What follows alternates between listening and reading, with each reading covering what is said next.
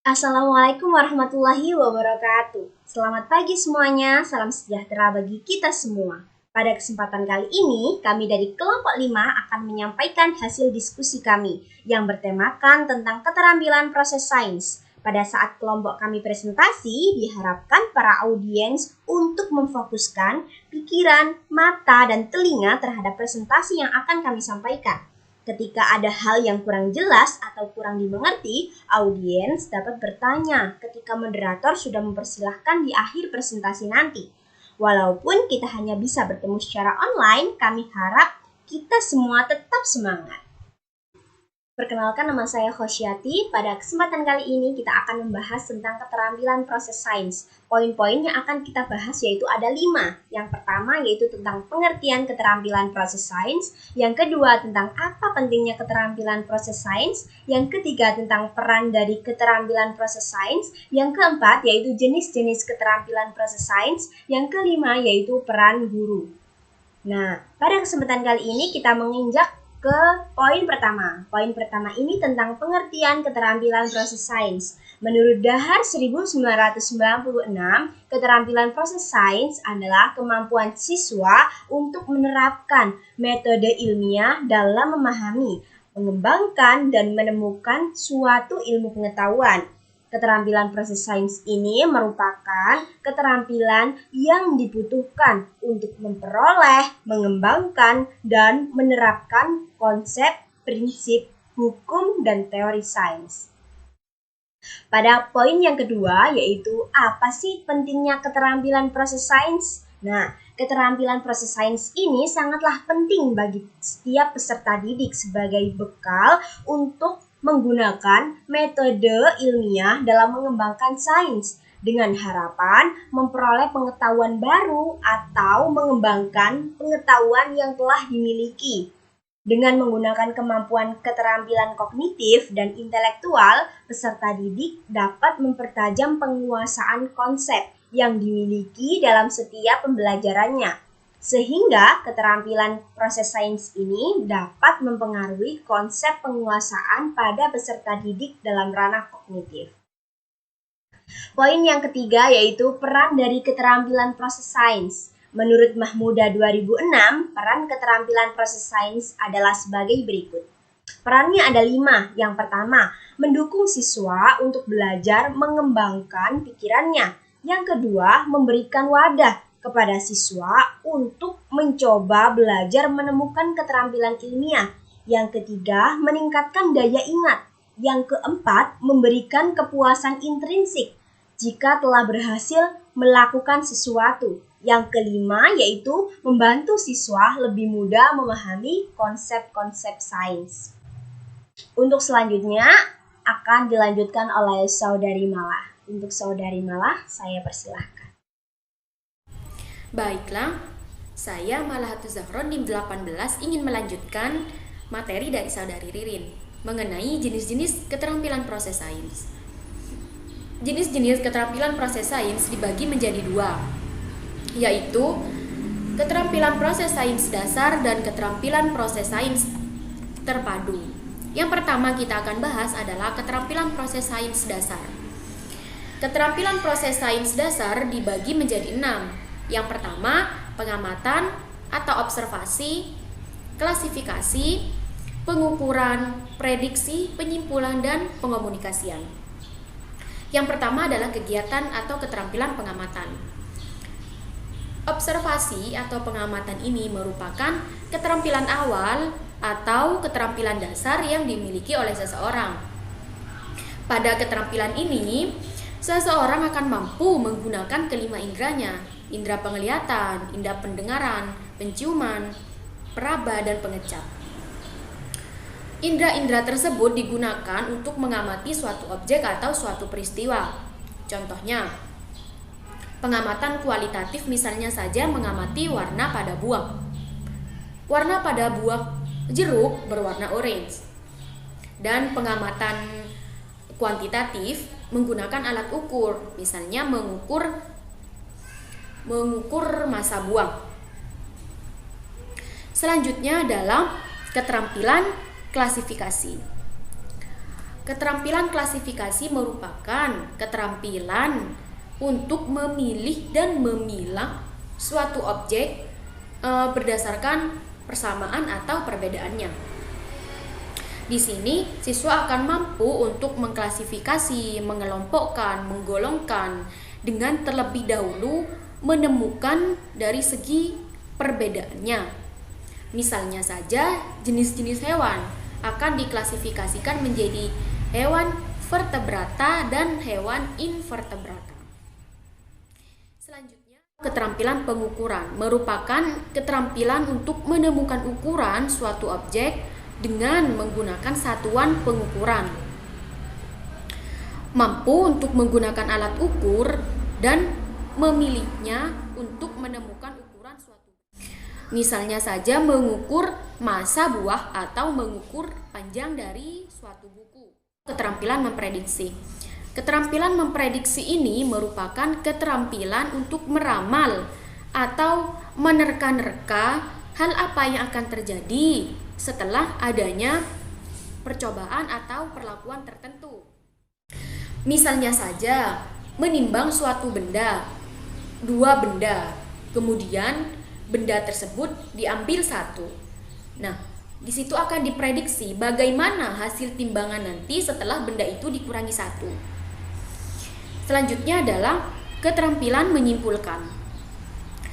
Keterampilan menyimpulkan ini siswa mampu untuk menarik sebuah keputusan berupa pernyataan setelah menginterpretasi data dan mengumpulkan informasi. Contohnya seperti misalnya tadi sudah melakukan percobaan menimbang dua buah benda. Nah, nanti akan timbul suatu kesimpulan bagaimanakah hasil atau hubungan dari benda yang diambil tadi terhadap nilai dari timbangan tersebut. Selanjutnya adalah pengomunikasian. Pengomunikasian di sini mampu untuk menampilkan informasi atau gagasan yang telah ia rancang atau yang telah ia dapat baik melalui lisan ataupun melalui tulisan. Tulisan di sini bisa dalam berbentuk peta konsep, mind map, PowerPoint, dalam bentuk resume dan lain sebagainya. Jenis-jenis keterampilan proses sains yang kedua adalah keterampilan proses sains terpadu atau terintegrasi.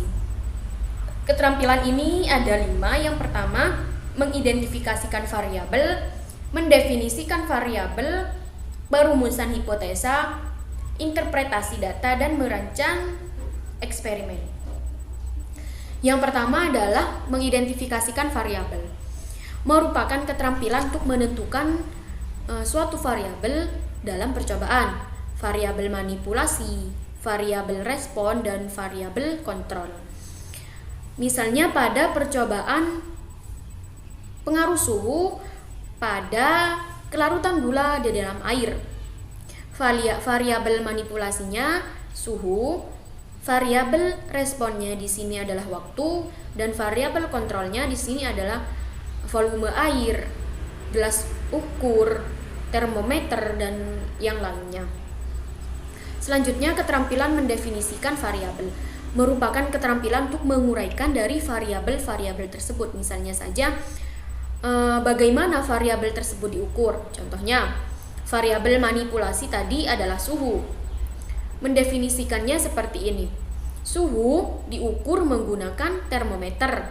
Selanjutnya, variabel respon waktu. Waktu diukur menggunakan stopwatch, dan variabel kontrolnya di sini adalah volume air. Termometer dan gelas ukur harus dibuat sama antara satu percobaan dengan percobaan yang lainnya. Selanjutnya adalah perumusan hipotesa. Perumusan hipotesa atau hipotesis merupakan keterampilan meramal atau menerka-nerka atau menentukan dugaan sementara dari sebuah percobaan. Percobaan yang tadi, pengaruh suhu terhadap kelarutan gula di dalam air, kita akan menggunakan hipotesis misalnya seperti ini. Jika semakin rendah suhu, maka waktu yang dibutuhkan untuk melarutkan gula itu semakin lama. Seperti itu. Selanjutnya adalah keterampilan interpretasi data. Keterampilan interpretasi data di sini adalah keterampilan menganalisis data hasil percobaan yang diawali dengan kegiatan mengumpulkan data, kemudian data itu dianalisis, kemudian mendeskripsikan hasil data. Contohnya tadi percobaan pengaruh suhu terhadap kelarutan gula dalam air dilakukan yang pertama mengumpulkan data.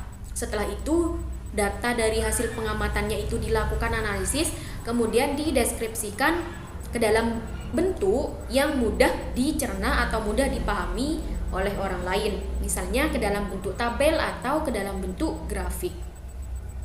Yang terakhir yaitu merancang eksperimen. Keterampilan merancang eksperimen ini merupakan keterampilan atau kegiatan yang sudah terarah dan sudah direncanakan untuk sebagai sarana untuk menghasilkan data. Data ini akan menjadi jawaban dari hasil perumusan hipotesis yang dilakukan sebelumnya. Seperti itu jenis-jenis keterampilan proses sains. Selanjutnya akan dibahas mengenai materi peranan guru dalam mengembangkan keterampilan proses sains. Kepada Saudari Ana, nama saya Ana Musriana. Di sini saya akan menyampaikan tentang peranan guru dalam mengembangkan keterampilan proses sains. Keterampilan proses sains memiliki dua peran, yaitu peran umum dan peran khusus. Peran umum dari keterampilan proses sains merupakan peran guru yang selalu berkaitan dengan pengalaman untuk membantu siswa dalam mengembangkan keterampilan proses sains, di mana di sini terdapat 5 aspek yang perlu diperhatikan oleh pendidik dalam mengembangkan keterampilan proses. Aspek yang pertama yaitu menyediakan kesempatan untuk menggunakan keterampilan proses dalam melakukan suatu eksplorasi materi dan fenomena yang terjadi. Jadi di sini siswa itu berperan menggunakan alat-alat inderanya dan mengumpulkan informasi serta bukti yang konkret sehingga menimbulkan suatu pertanyaan dan dapat merumuskan suatu hipotesis berdasarkan keadaan dan situasi yang telah dihadapi. Aspek yang kedua yaitu setiap siswa diberikan waktu untuk berdiskusi bersama teman kelompoknya, baik kelompok kecil ataupun kelompok besar. Nah, tugas yang diberikan itu dirancang dengan mempertimbangkan gagasan yang telah dihadapi oleh para siswa, agar siswa dapat berbagi tugas bersama dengan temannya, dapat berdiskusi bersama, dan menjelaskan serta menyanggah pernyataan dari teman lainnya. Aspek yang ketiga yaitu mendengarkan siswa yang lain ketika menyampaikan sesuatu dan mempelajari produk mereka untuk menemukan gagasan mereka. Nah, aspek ini menekankan untuk membantu siswa dalam mengembangkan keterampilan yang bergantung pada pengetahuan sebagaimana siswa itu menggunakannya. Aspek yang keempat yaitu mendorong siswa untuk menceritakan kembali secara kritis tentang apa yang telah dilakukan.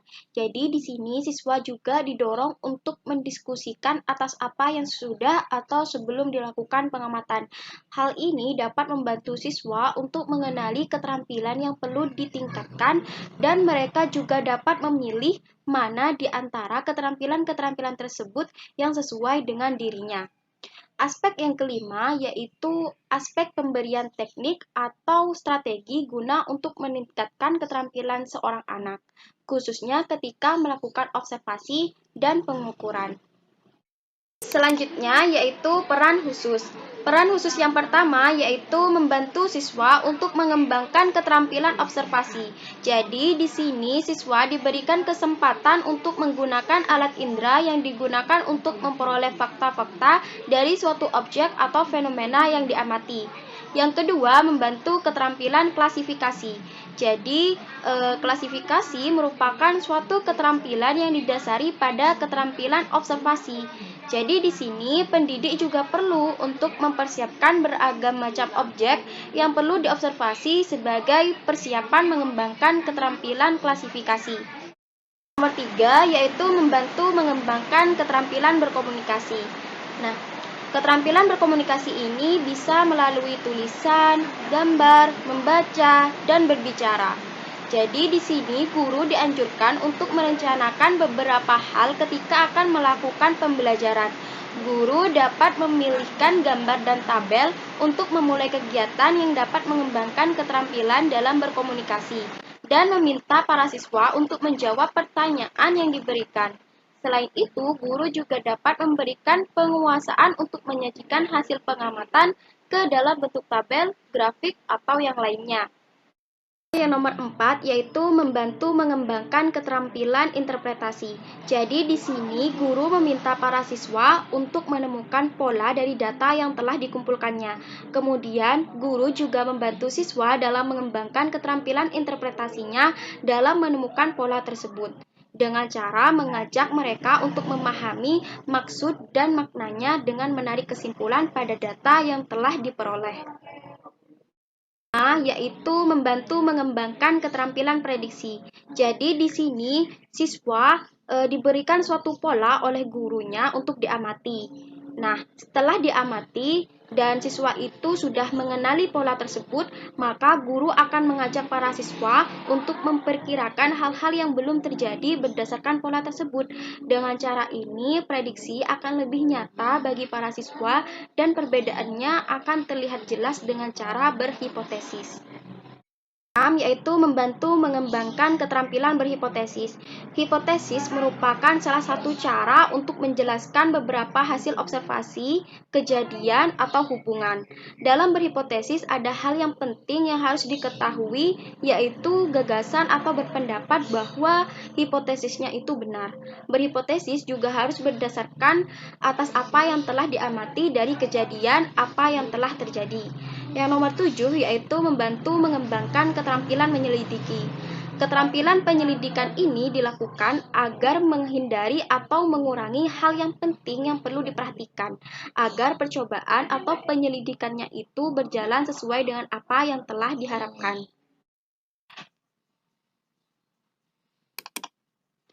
Mungkin itu saja yang bisa kami sampaikan. Kurang lebihnya kami mohon maaf. Wassalamualaikum warahmatullahi wabarakatuh.